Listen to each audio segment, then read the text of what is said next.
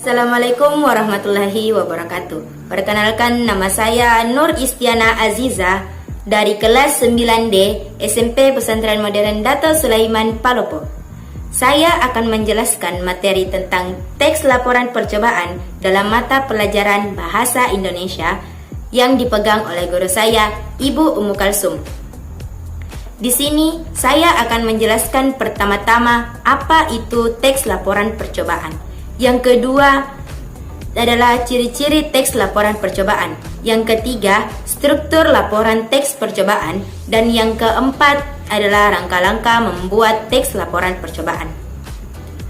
Pertama, apa itu laporan percobaan? Laporan percobaan adalah jenis teks yang isinya paparan mengenai tujuan, proses, dan hasil dari percobaan yang dilakukan oleh peneliti. Teks laporan percobaan juga kerap disebut sebagai teks eksperimen.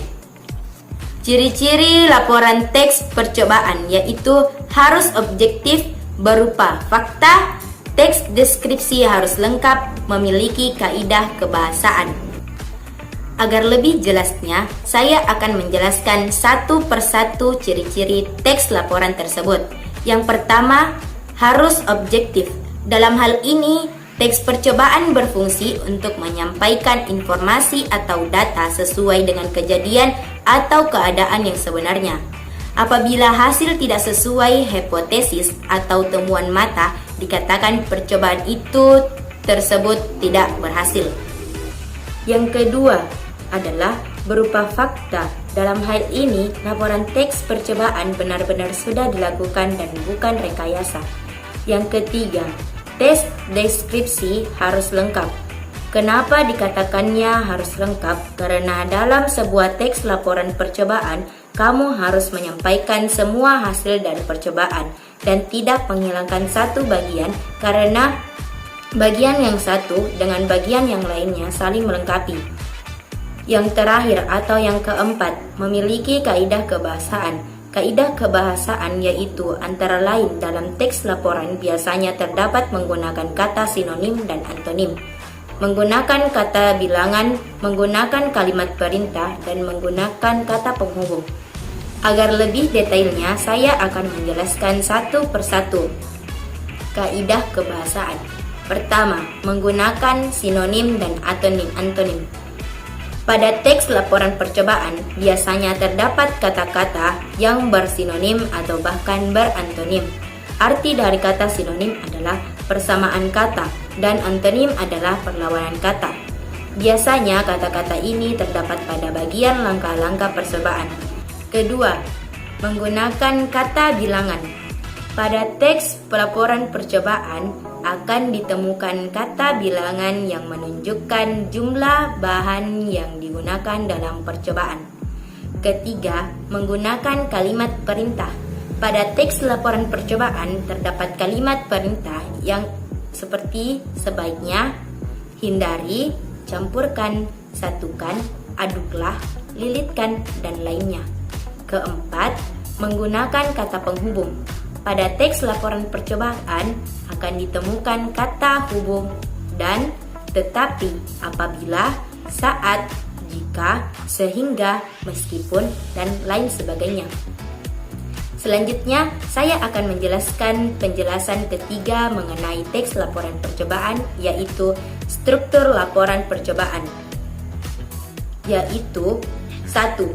Judul, 2. Tujuan, 3. Bahan dan alat, 4. Langkah-langkah kegiatan, kelima hasil percobaan, keenam simpulan. Saya akan menjelaskan lebih detail satu persatu struktur teks laporan percobaan dari yang pertama yaitu judul. Untuk melakukan penulisan judul pada suatu teks, tentu tahap awal yang harus dikerjakan adalah membuat judul yang tepat. Dengan judul, maka suatu teks akan lebih menarik minat pembaca dan judul juga bisa dipakai untuk menentukan topik. Judul juga bisa diambil dari topik yang akan dibahas. Jadi judul merupakan inti dari sebuah topik. Yang kedua, tujuan teks laporan percobaan haruslah memiliki tujuan yang jelas. Agar laporan bisa tersusun dengan baik dalam sebuah rencana kegiatan, tentu tujuan harus disampaikan dengan penulisan yang baik dan tujuan berlaku untuk mempermudah berbagai proses lainnya. Tujuan masuk dalam struktur teks laporan suatu percobaan atau eksperimen suatu topik tertentu. Yang ketiga, bahan dan alat untuk melakukan sebuah eksperimen. Pastilah membutuhkan alat dan bahan yang sesuai dengan kebutuhan. Bahan dan alat yang dipakai dalam setiap percobaan pastilah berbeda, karena ketergantungan dari percobaan apa yang akan dilakukan. Semakin ekstrim sebuah percobaan, maka semakin banyak alat dan bahan yang dibutuhkan. Yang keempat, langkah-langkah kegiatan dalam sebuah percobaan. Tentu ada langkah-langkah kegiatan yang harus dilakukan. Langkah-langkah kegiatan haruslah ditulis dengan bertahap agar penulisan struktur teks laporan percobaan tersusun dengan rapi.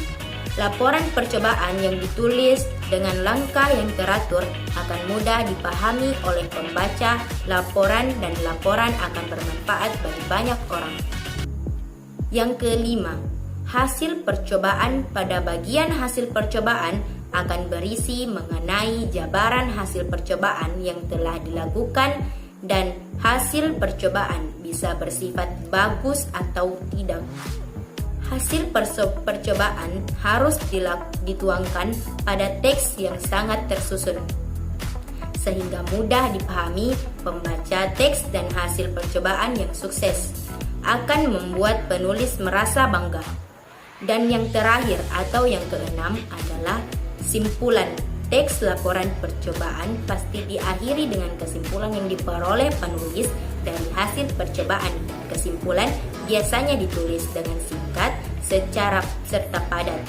Simpulan yang bertele-tele akan membuat simpulan menjadi tidak eksklusif, dan semakin singkat sebuah kesimpulan, maka akan semakin mudah dipahami para pembaca teks tersebut.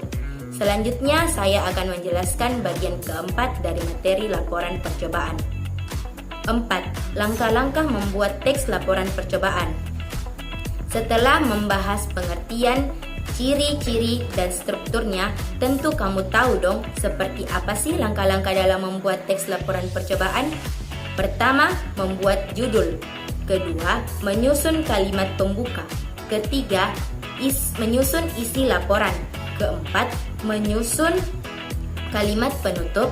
Kelima, merangkai dan meninjau kembali. Keenam, menyunting. Baiklah, sampai di sini penjelasan saya mengenai teks laporan percobaan. Terima kasih. Assalamualaikum warahmatullahi wabarakatuh.